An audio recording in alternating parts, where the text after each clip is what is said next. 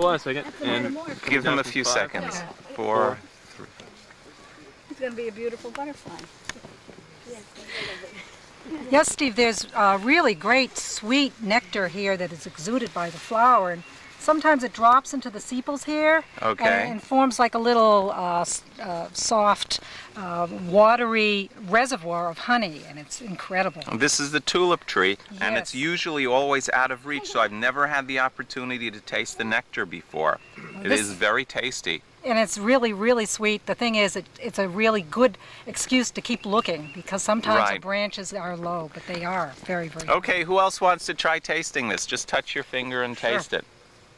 Very sweet nectar. Makes a lot of nectar, too. Very inefficient way of getting pollination, but apparently it works because the tree is still alive and thriving. so which tree is it? Which Where was the tulip tree that you found? okay, But the corn is for masts, sailing ships. Yeah, It's yeah, straight. they use white pine more. Yeah, because it's more flexible.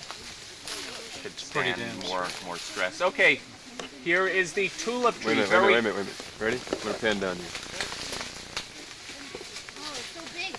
This is the tulip tree, the tallest tree in in eastern North America. It's very, very straight. So Native Americans would use mud on the trunk and then burn below the mud.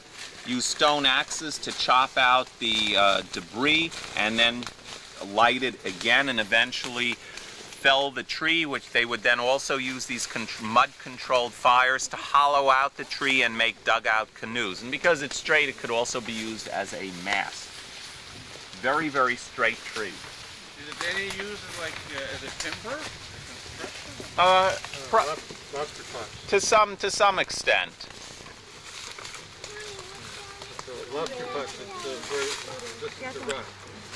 Yeah, it's not the most popular. Okay. Because of the, all the Black locust tree. They're actually in the colony when you're ready. Need 5. We're eventually going to have a whole TV series, which we will sell, showing all of the edible plants and their uses and stories and some recipes.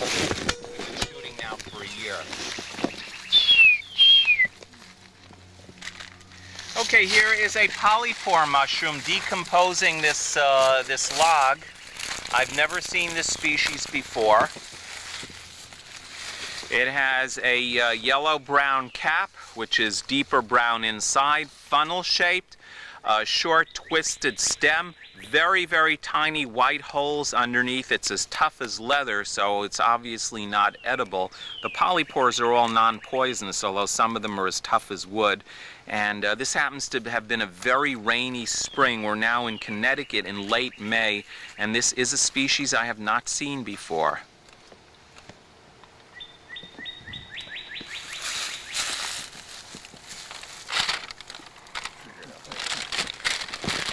Okay, thanks a lot. We're going to go back. A little shade for you.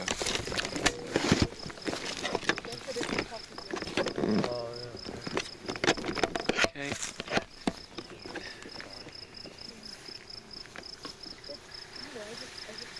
Here is dogbane.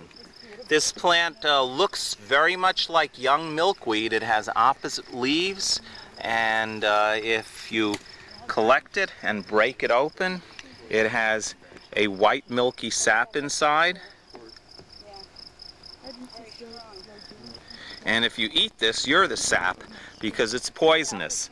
Unlike milkweed, which has very, very fine fuzz of hairs on the stem, this has about as much hair on its stem as the top of my head. And it is poisonous.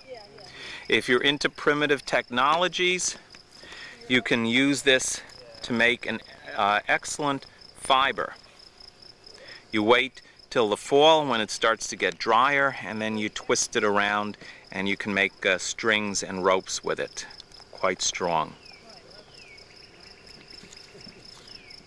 When the plant gets older, it has branches. Milkweed never gets branches, but when they're young, they look very similar. The flowers of dogbane and milkweed are also quite different, but at this time in late May, there are no flowers yet.